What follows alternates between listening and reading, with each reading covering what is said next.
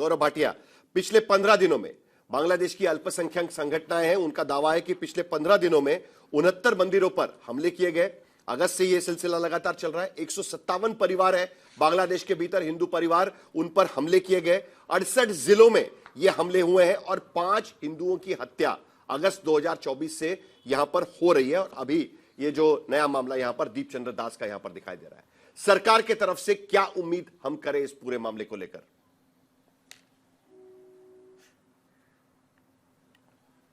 देखिए साहिल जी, सबसे पहले तो मैं ये कहूंगा कि जो भी हमारे भाई दीपू चंद्र दास के साथ हुआ वो बेहद ही दुखद है। और पूरा भारत और खासकर सारे भारतीय हिंदू और पूरे विश्व के हिंदू सब लोग आक्रोशित भी हैं और अपनी ताकत और एकजुटता भी दिखाई है। सरकार ने क्या किया मैं आपको बता दूं। सरकार ने तुरंत जब संज्ञान लिया इस मामले का तो ये बात कही, और ये जो बांग्लादेश के यहाँ पे अफसर हैं, जो दूत हैं, उनसे कहा है, मैं लाइन पढ़ देता हूं।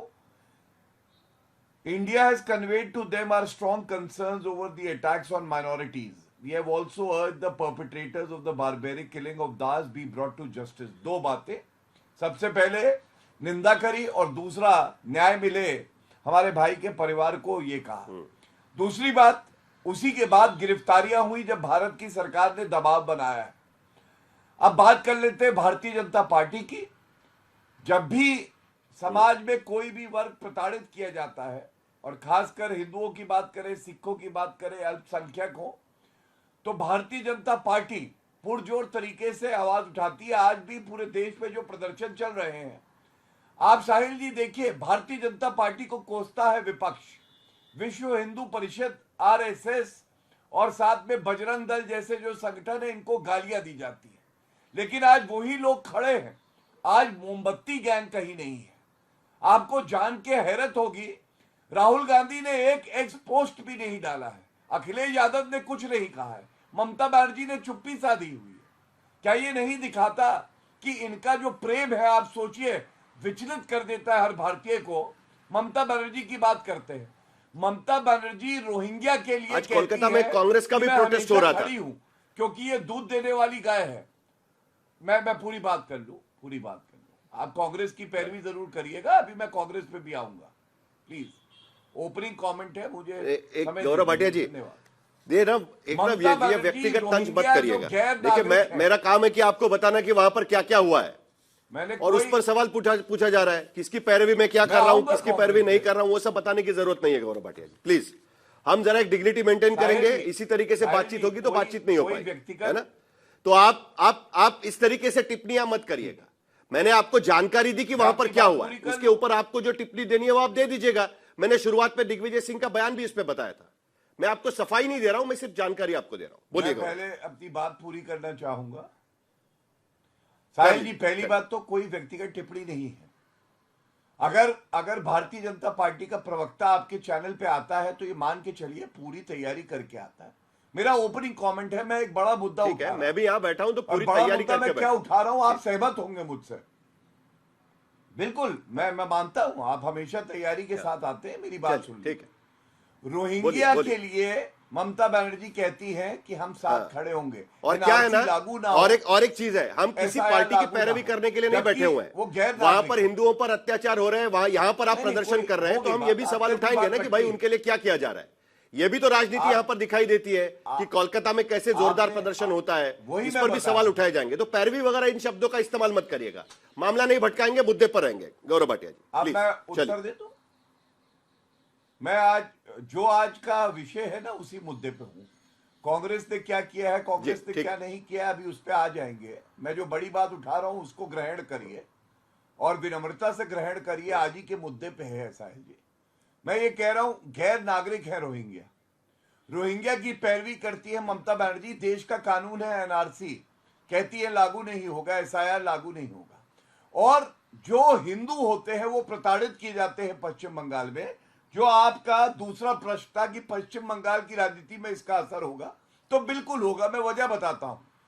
जो कट्टरपंथी ताकतों के हाथ में मोहम्मद यूनुस है, वैसे ही कट्टरपंथियों की है हाथ में आज ममता बनर्जी भी है। और तुष्टीकरण की राजनीति करती है। सवाल यह पूछा जाना चाहिए, रोहिंग्या के लिए आपके दिल में बहुत जगह है, लेकिन आज एक हिंदू मारा गया है और जो हिंदू प्रताड़ित किए जाते हैं पश्चिम बंगाल में, उसके लिए ममता बनर्जी एक शब्द नहीं कहती है और भगवान राम को मुसलमान बता दिया जाता है, और उसके बाद भी ये भी तो प्रताड़ना ही है। ममता बनर्जी का एक बयान नहीं आता है साहिल। और आपके बाकी दो सवालों के उत्तर मैं अगले भाग में दे दूंगा।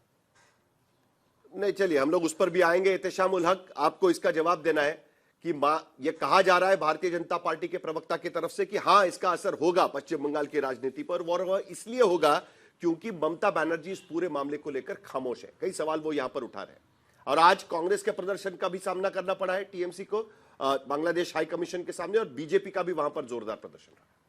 देखिए साहिल जोशी जी नमस्कार, और आपके तमाम चैनल पर बैठे हुए पैनलिस्ट को भी मेरी ओर से नमस्कार।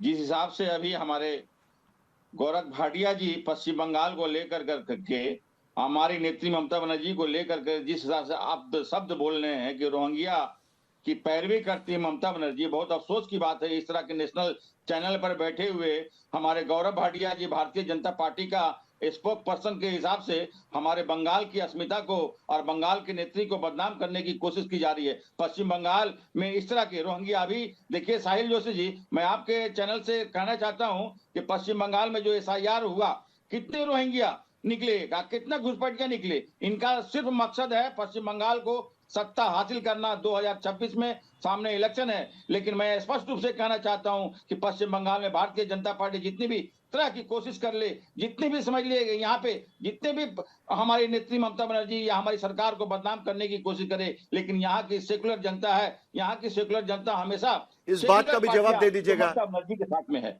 इस तरह की जो घटनाएं बांग्लादेश में हो रही है उसे लेकर मुंबई में प्रदर्शन होता है, दिल्ली में प्रदर्शन होता है, जम्मू में प्रदर्शन होता है, लेकिन कोलकाता के भीतर ही लाठीचार्ज क्यों किया जाता है, उसी को लेकर तो सवाल उठा रहे हैं।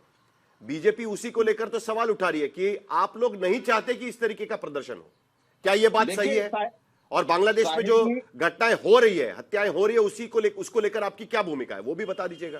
देखिए बांग्लादेश की जो घटना है, अल्पसंख्यक हिंदू भाइयों के साथ में जिस हिसाब से वहां नफरत भरी हिंसा देखने को मिल रही है, मैं उसकी कड़ी निंदा और मजम्मत करता हूं। इसलिए कि सरकार को वहां तत्काल देखने की जरूरत है, हमारी भारत सरकार को देखने की जरूरत है, ताकि सड़कों पर दिख रही बर्बरता रोकी जा सके।